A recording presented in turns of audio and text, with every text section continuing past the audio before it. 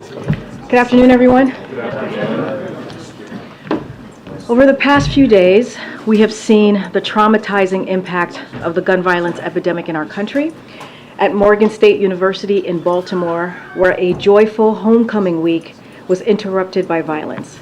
In Holyoke, where several people were shot at, including a pregnant woman who tragically lost the child she was carrying hours later in the hospital. And in Philadelphia, where 3 police officers were shot while doing their jobs last night. Americans should be able to go to their schools, places of worship, jobs, and out in their community without the fear of gun violence. Last week, the Department of Justice announced that they are awarding more than $4.4 billion in grants to support state, local, and tribal community safety efforts that reach every corner of the country. This historic investment in community safety is a major stride toward preventing violence in our communities. Among some examples of where this critical funding will be going, number one, first, community violence prevention efforts, including in new investments in states, including North Carolina, Colorado, and Ohio, efforts to support victims of gun violence in all 50 states, investments in crime reduction strategies and support for law enforcement, crucial resources to keep our kids safe in and out of school, and much more. This is just the latest action from the Biden-Harris administration to keep communities safe. And it builds on the historic action President Biden has taken to reduce gun violence and gun crime, including signing into law Bipartisan Safer Communities Act, announcing dozens of executive actions, and last month launching the first ever White House Office of Gun Violence Prevention. Now tomorrow, our administration will kick off the third Investing in America tour with the President, the Vice President, the First Lady, cabinet members, and senior administration officials making dozens of trips across the country to highlight how Bidenomics is growing the economy from the bottom up and middle out in communities across the country. To mark National Manufacturing Day tomorrow, the First Lady will travel to Fishkill, New York to attend the launch of a new mechatronics training lab funded by the American Rescue Plan. And the White House will launch our advanced manufacturing sprint to build a diverse, skilled pipeline of workers, including for union jobs in advanced manufacturing. This tour comes as extreme Republicans in Congress continue to try to block the president's Investing in America agenda and repeal critical pieces of legislation that are bringing investments and opportunity to their own districts. We'll be sharing out some more additional information this afternoon, so please stay tuned. Sungmin? First topic, does the president support the ongoing strike by Kaiser healthcare workers? As we've always said, the president is always in support of union members, striking, number one, but also doing collective bargaining. We know that works. We've seen that work, whether it is the UPS strike or the West Coast ports, and we know when the two sides or all sides come together and in a good faith approach, they can get to a place where union workers are getting their fair pay and fair benefits. So certainly the president supports that.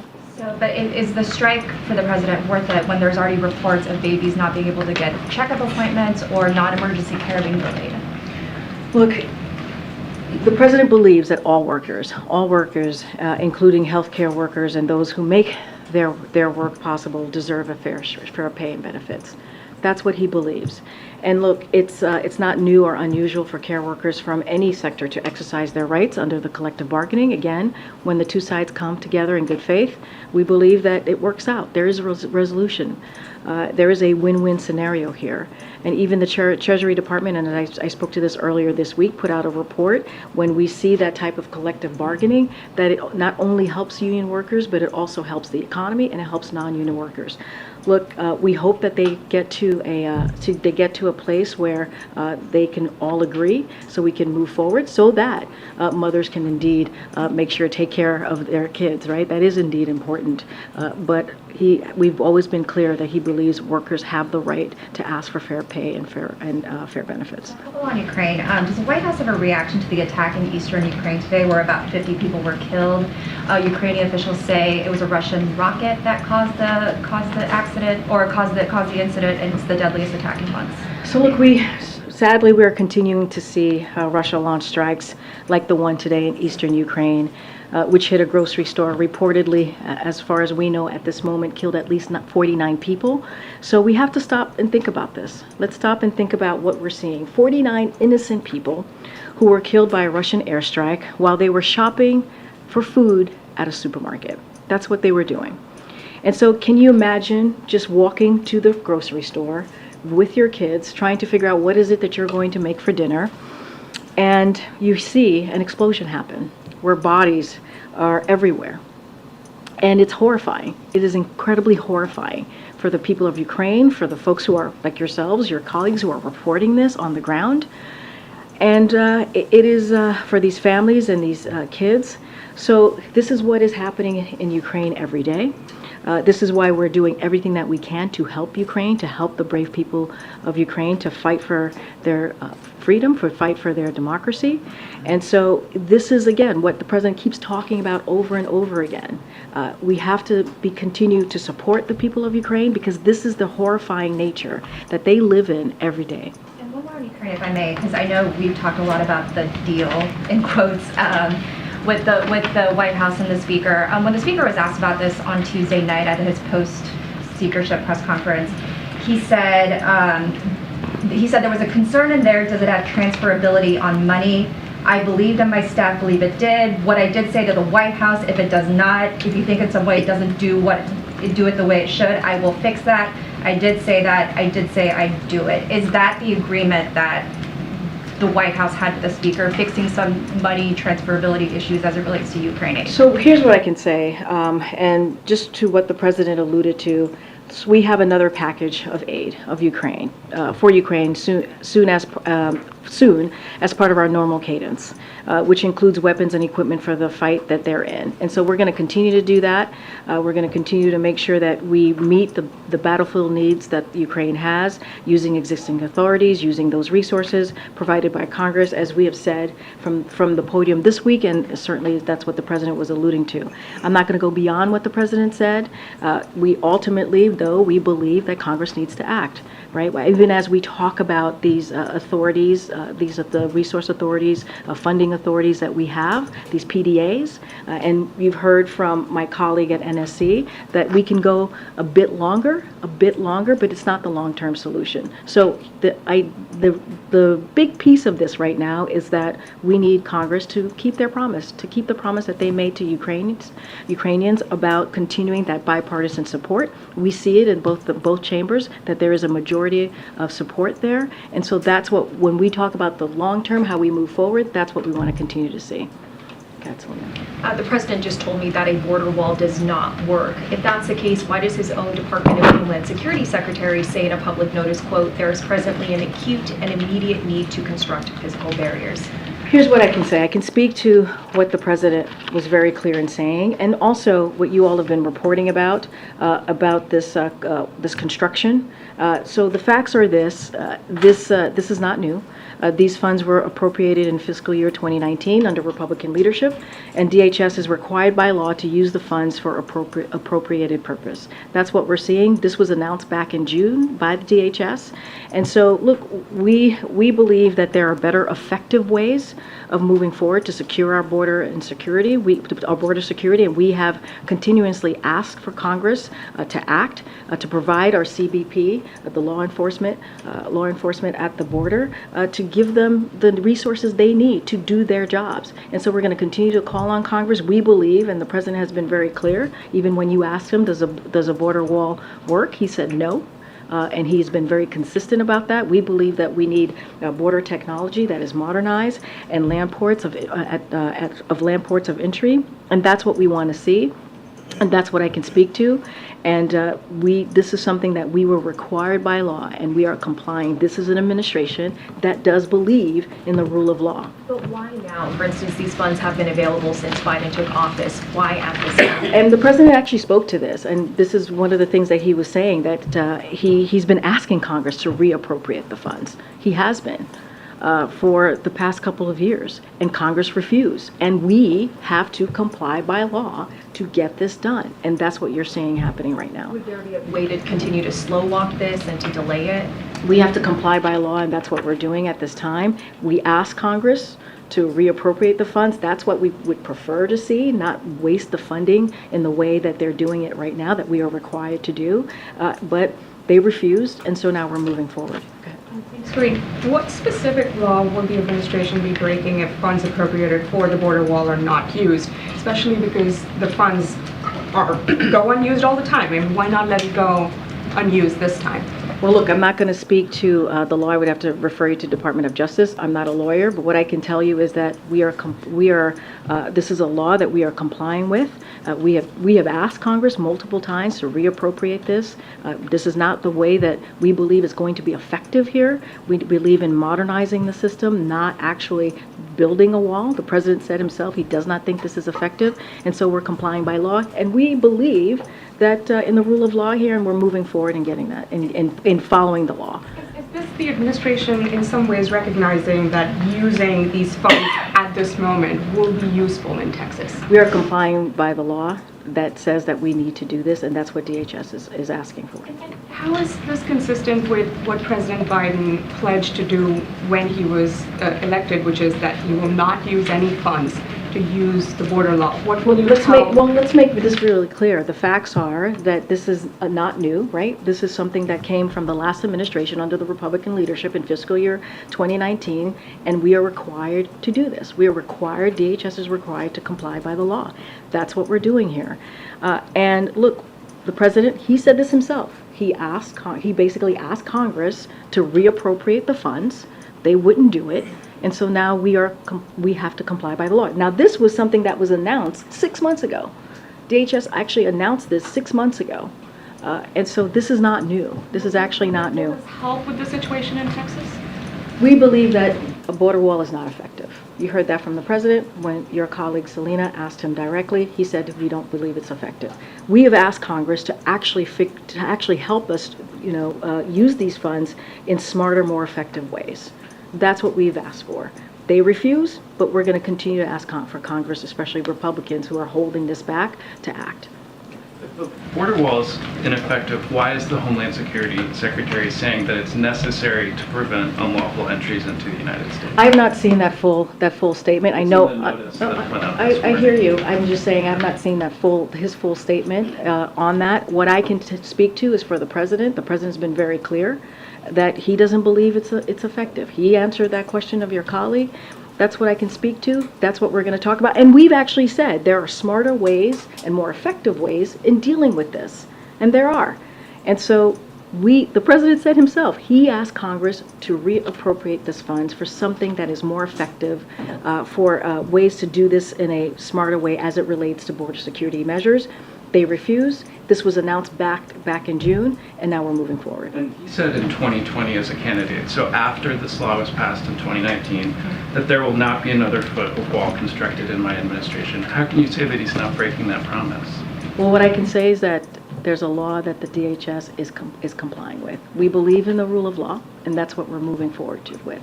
This was decided, as you just said, in 2019. I believe there was a different president in 2019, right? That was a Republican president who actually pushed this forward. The Republican leadership pushed this forward.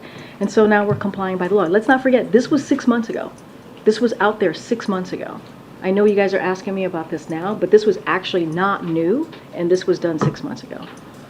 Okay. Yeah, but to piggyback on that, Karine, I mean, there were a series of waivers put forth last night that expedite this process. And can you help us understand, essentially, is there a deadline in the law, or why is it that this has to be used up right now? Because you all have been not thus far using these funds. So to piggyback on Nandita's question, why not continue to slow walk this if philosophically you... Because the answer there is we've asked Congress over and over again. The president said this, to reappropriate the funds. They said no. We have to comply by the law. That's what DHS is doing. As you asked me about the environmental laws that we had to deal with, you know, we have to comply by the law, and which requires, because we have to comply by the law, which requires the agencies to use these funds for their appropriated purpose. Now, CBP will conduct environmental and cultural resource surveys of this project, and so certainly I would refer you to DHS and CBP on the specifics of that, and also the law itself. What I can tell you is that we have to comply by the law, and that's what we're doing, and that's what DHS is doing. Again, this was announced back in June, and this is how we're moving forward. And you heard directly from the president. His stance on the border wall has not changed. He does not believe it is effective. He's been very clear about that. Again, your colleague asked him directly, and his answer was no. Go ahead, JJ. Has the government already contracted for this project? I don't have any news about contracts for this project or how it's moving forward. I would have to refer you to DHS on that. Ukraine speech, are you expecting it to be next week, early next week? So I don't have anything new to share on the Ukraine speech specifically. But look, the president was very clear. He wants to give a major speech on this. And so when we have more information, certainly we will share it. Look, and you've heard me say this multiple times. You heard the president say this. There's strong bipartisan support from both chambers for protecting our national security by backing Ukraine as they continue to fight for their democracy, for their sovereignty, and resist the brutal invasion of Russian aggression, obviously, which has committed war crimes and atrocities and killed countless civilians and kidnapped thousands of children. We saw what's happening today in Ukraine at the grocery store, where we know at least 49 people have died, and that's horrific. That is how they're living their life. And also, I want to bring in the experts into this too. Across the spectrum have stressed, if we abandon the people of Ukraine and Russia is successful, it would send a terrible message and embolden dictators and would be aggressors around the world who may want to invade other countries. So which could draw the United States and create much more of a problem and an issue around the world. So that's why we have to continue, we believe, being behind the people of Ukraine. When we have more to share on his speech, we certainly will do that. But yes, the president is going to make a major speech on Ukraine, and when we have those information, we'll certainly share that. Okay, Peter. Rita, just want to follow up very quickly. You said that it's not new, but to be clear that this was posted on the Federal Register overnight on October 4th. So just to be clear about this, the president earlier today said that he was asked, does the border wall work? He said no. But in this statement that was posted within the last 24 hours, the Department of Homeland Security Secretary says there is presently an acute and immediate need to construct physical barriers and roads in the vicinity of the border of the United States in order to prevent unlawful entries into the United States.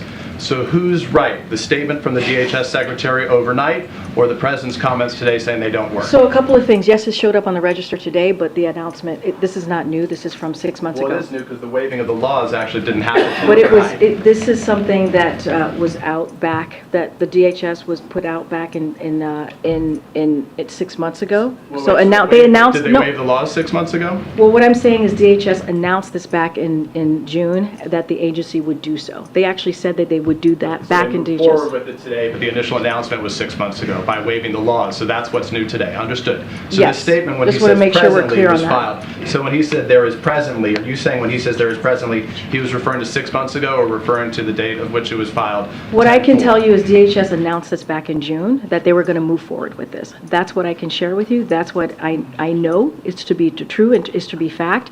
Look, I can speak for the president. The president said, he was asked directly, he doesn't believe a border wall is effective. Does he have a disagreement with his Department of Homeland Security Secretary? What I can tell you, what the president, I want to tell you what the president said and what your colleague asked him. He said, no, he doesn't believe that the border wall is I asked because he's effective. speaking in direct contradiction to what his own I know, Homeland I hear Security you, Secretary I says. hear you. I'm speaking for the president. I'm saying that he has said that he does not believe a border wall is effective. That's what he was asked. He has said that for some time now, and it still remains to be the case.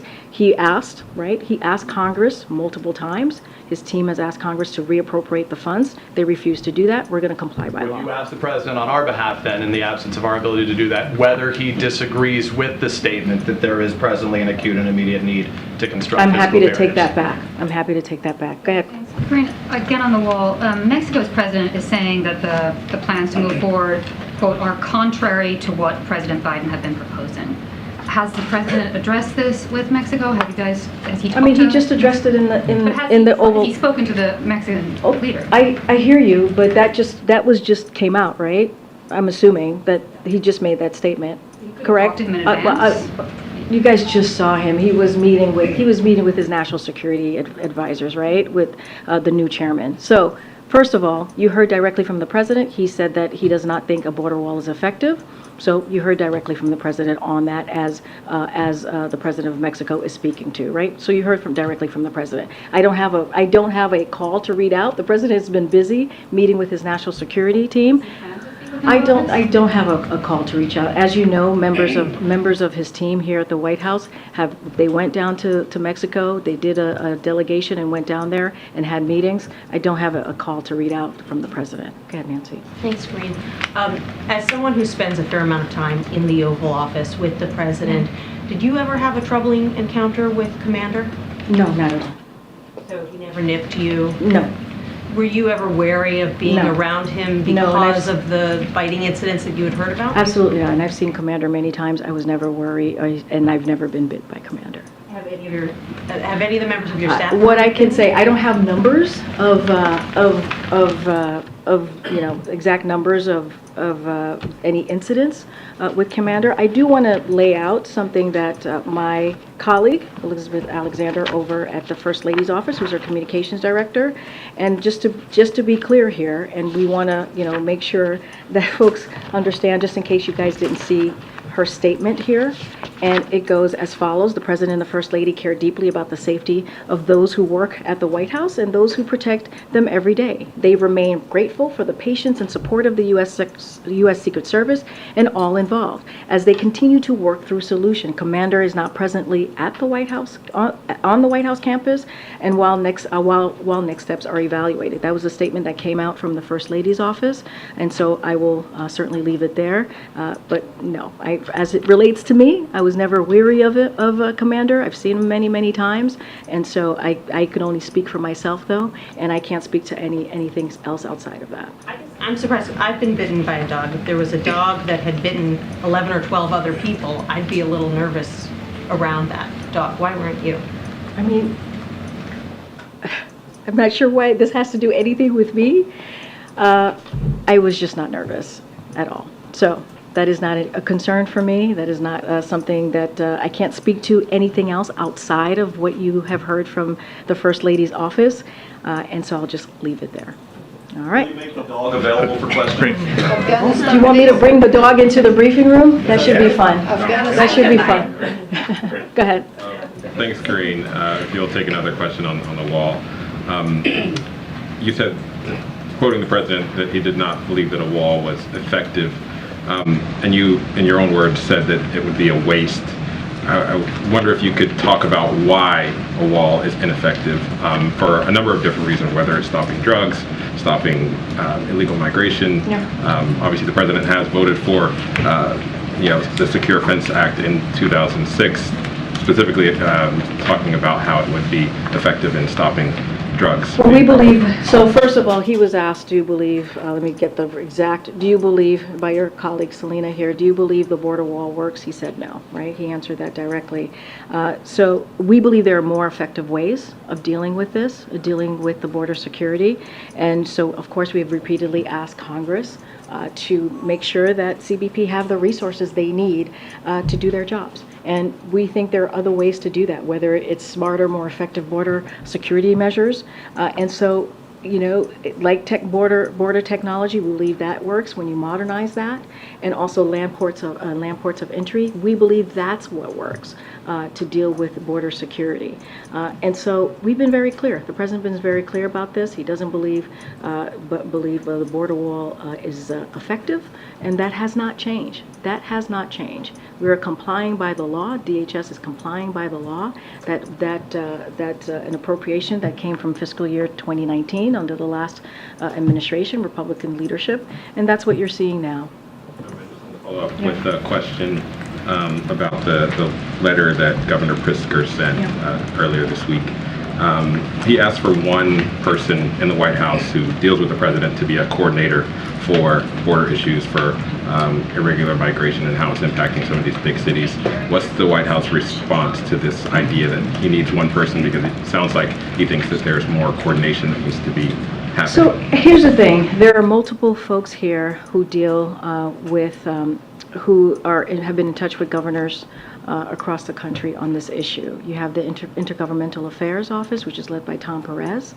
And so that is someone who has kind of led these conversations with these governors and talks to them pretty regularly about the issues that they're having, an array of issues, not just this.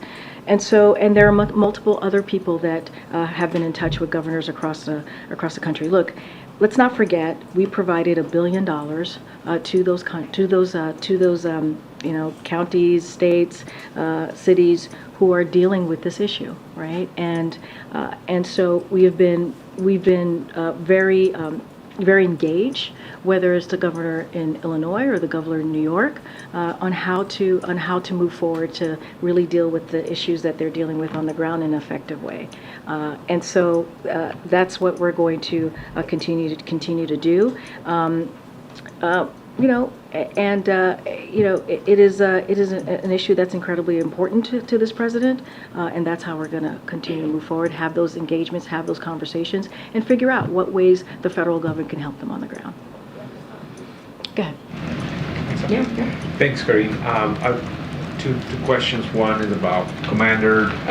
Are there more dogs of the First Family at the White House complex, or not? I just wanted to find out if there's more dogs. I mean, it was just Commander that was here on campus, as I just mentioned. He's not on the White House. Question that has to do with the Darien Gap down in Central America. There's a lot of talks between, apparently the government of Panama is making a complaint today against the government of Colombia for not stopping up all the migration that is going through that area and apparently damaging all the natural environment there. I was wondering if the U.S. is considering any action to help either Panama or Colombia to manage the migration flows in that region. So I don't have any new policy announcement to make at this time, but as you know, the president has had, and his team, right, whether it's DHS or State Department, diplomatic conversations with folks in the region. As you know, when it comes to migration, it is a regional issue, not just at the border in the South. And so we have consistently continued to have those conversations, those diplomatic conversations. As you know, he brought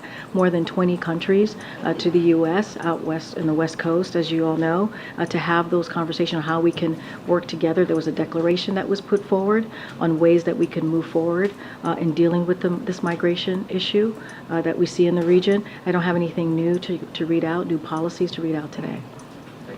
Okay. Thanks, Karine. Just a couple on the border. First, on the timing, I understand that you've said this is in the works, that it's been out for 6 months, but specifically on this notice coming out last night, is it at all related to the funding request for Ukraine that the administration has been pushing for, given what some House Republicans are saying, that they want border money right now, that they want more focus on border security? Is this some sort of, we will put this out now so we can make more of an effort to get the Ukraine funding?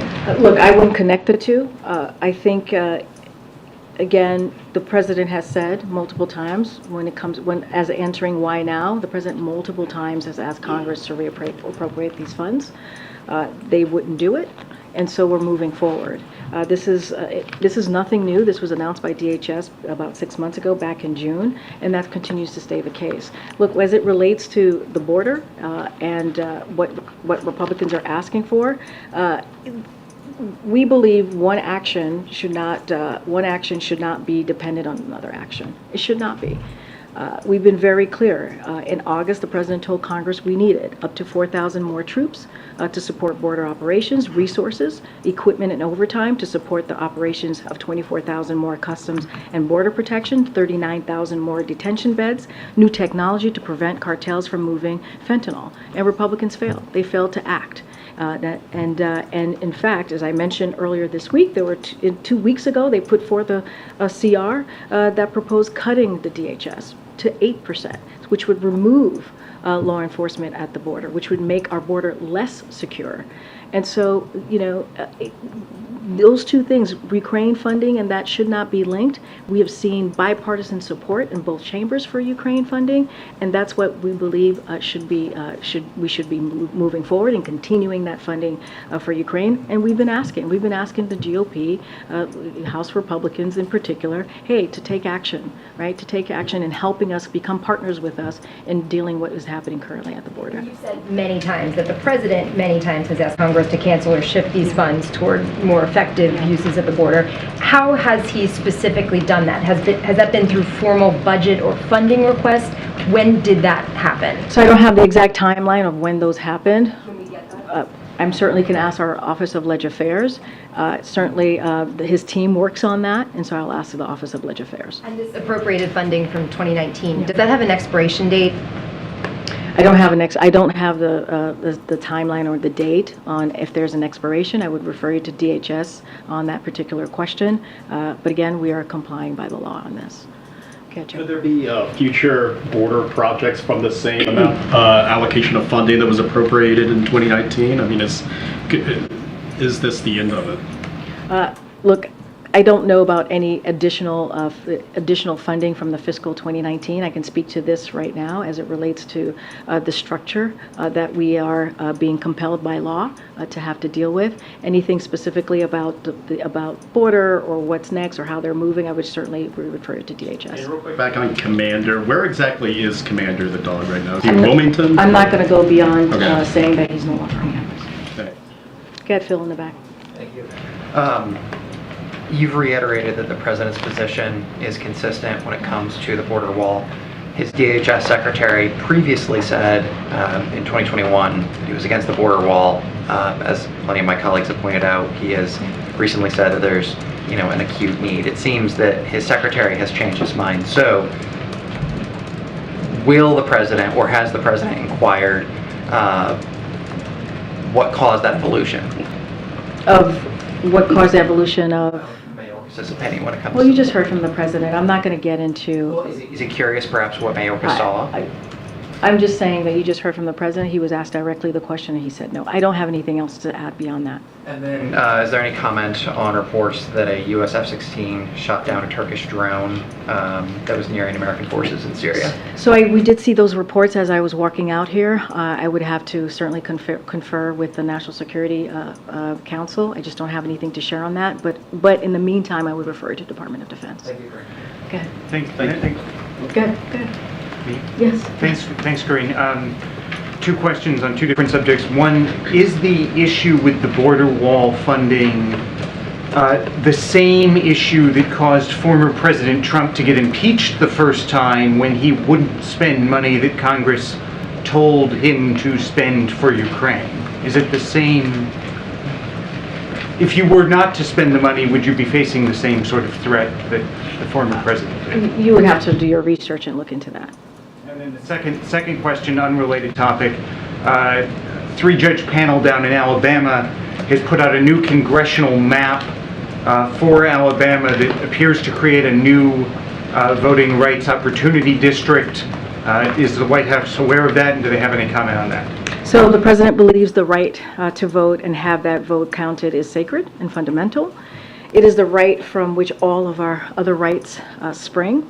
A few months ago, the Supreme Court's ruling confirmed the basic principle that voting practices should not discriminate on account of race. We're glad to see that process result in a federal court selecting a map that allows all the people of Alabama to have their voices heard. Go ahead, Christina. Karine, I understand you're saying that DHS is complying with the law, but to do so, the president is not keeping his promises or his commitments to the immigrant community, to environmentalists, because he's waiving environmental laws to build this wall. Is there any concern that he's not keeping his promises? The president is always working to keep his campaign promises. You've seen that in many other policies and issues that he's worked on. He's complying by the law. He's following, certainly we believe in following the rule of law. And that's what he's doing here. It is as simple as that. Is he concerned about this border issue? Because it does look like he's backtracking on a promise. He's been very clear. He even took the step to ask Congress to reappropriate the funds. That's how much he did not want these appropriated funding to be used, right? And so they wouldn't do it. He took that step. They wouldn't do it. Now DHS is complying by the law. We're following the law here. It's as simple as that. We are following the law. Go ahead. On the, you mentioned the Pfizer healthcare strike, and the UAW strike is still going on. At what point does that become a problem for the president in terms of whether it's starting to have a negative effect on the economy overall, and will he speak out about that? I mean, the president went to Michigan very recently, just last week, a week ago, actually, to show his support and to stand in solidarity with union workers. And that is, he did that because he believes that unions have the collective bargaining rights to ask for fair pay and fair benefits. They should be able, you hear the president talk about this often, the dignity of work, having that dignity to be able to provide for their family. And he believes, as it relates to UAW, record profits should lead to a record contract. That is something that the president has been very consistent on. And so, and same for the Kaiser union workers. They have the right to strike, and they have the right to do collective bargaining, which we have seen in multiple instances in the past several months, that when both sides come together in a good faith effort, that there's a win-win situation. And so the president is always going to be proud of being the most pro-union president ever. He has said that. That's a label that has been given to him by unions, and that's because he's done everything he can to make sure that union workers are certainly respected and have that dignity, and he's going to continue to speak up for them. That is something he will never back away from. But at what point does that become a problem if it creates a drag on the economy? I'm just not going to get into hypotheticals here. What I can tell you is that the president is the most pro-union president for a reason, because he believes that union workers have the right to ask for fair pay and fair benefits. And it is something that they have the fundamentally right to fight for and to ask for. And so, again, he stood very proudly in taking a historic action, going to an active picket line to really speak on behalf of union workers. Thank you, Karine. There is a Senate delegation going to China next week. I wonder if the White House is going to give them any advice or guidance, and if the president will talk to them before or after their trip. So we've been in touch with Senator Schumer's, Leader Schumer's office about the upcoming Senate delegation, as you just mentioned, that trip, and we support certainly their engagement in the region. So we would have to refer you specifically to Leader Schumer. We certainly support their trip to the region. Okay. Thanks a lot. You're up here. You're throwing me off. This is the LA Times seat, my old seat. Okay. All right. You're Mr. LA Times? I do. Okay. I do. My hometown paper. Okay, don't tell time. So on President Biden's first day in office, January 20th, he posted a proclamation in the Federal Register where he halted all funding that was being redirected to build a border wall. And he also ended the national emergency on the southern border.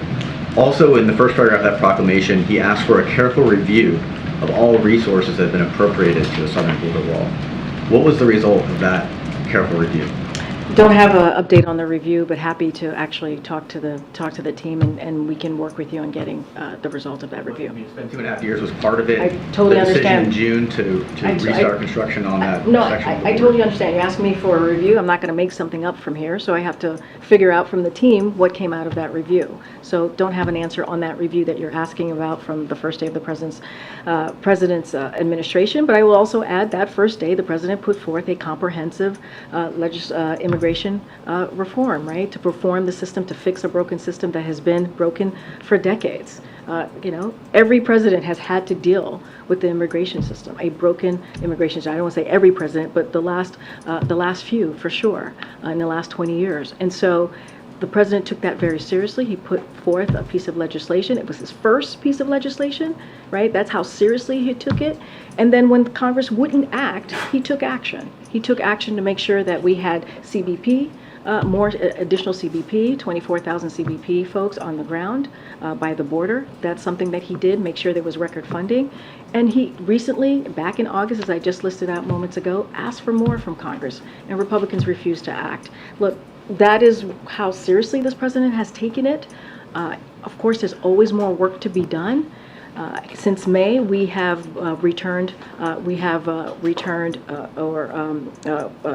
sent away or sent back more than 300,000 migrants who came here undocumented. And so that shows that our commitment to the border, and that shows a commitment in making sure that we try to work in a system that is broken. That's great. Go ahead, in the back. Go ahead. Thanks, Karine. The Supreme Court is beginning a new term, and this court has been known in the last couple of years to upend precedent on issues that this White House very much cares about. Can you talk about how you all are viewing this Supreme Court term and what you're specifically doing to prepare, given there's so many cases with issues that I know you all are watching?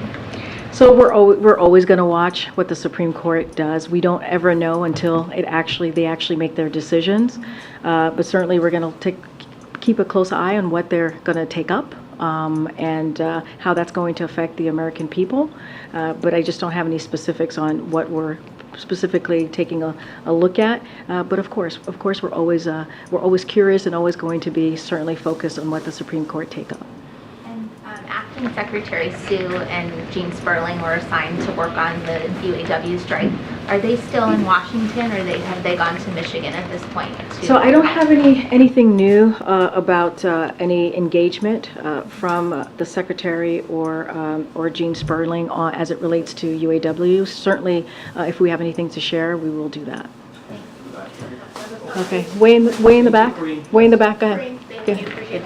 Two questions on the border wall. Sure. First, just to clarify, the White House says that it's doing this only because it has to, no other reason, like a surge in border crossings or pressure from other Democratic leaders?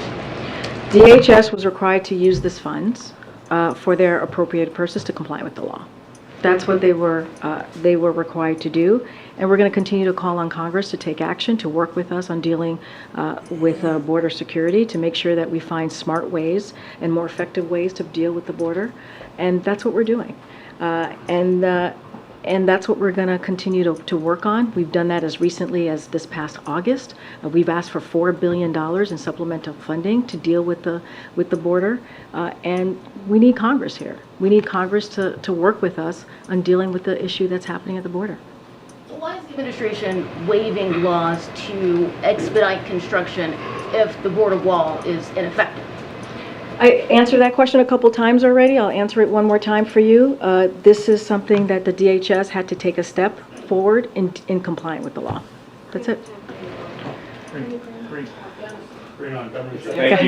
Karine. As a candidate, President Biden didn't say there will not be another foot of wall constructed that except what was appropriated in 2019. He said there will not be another foot of wall constructed in my administration. So something changed. What? You want us to break the law? Is that what you want? You want us to not comply with the law? I'm not. I'm asking about you want if us he to was not comply declared. with the law. You want us to not be in administrations that follow the You rule guys of law. do this all the time. The student loans, the student loan forgiveness program, you went to court to fight for that. If this is such a problem, building 20 miles of wall, why not just go to court? We went to Congress. The Congress appropriates the funding. Why not Congress, fight them more? Congress appropriates the funding. We asked them to not use that funding for that particular purpose.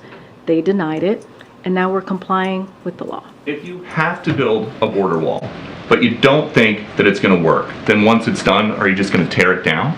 I'm not getting into hypotheticals from here. I'm just telling you what I can tell you from here. The facts are that DHS is complying with the law. This is from this was under fiscal year 2019 under Republican leadership, and DHS is required to do this. The president asked multiple times of Congress to reappropriate. They did not, and we're not complying by the law. Thanks, everybody. It's anti-democratic to blackball major newspapers. My question about Afghanistan, I think the United States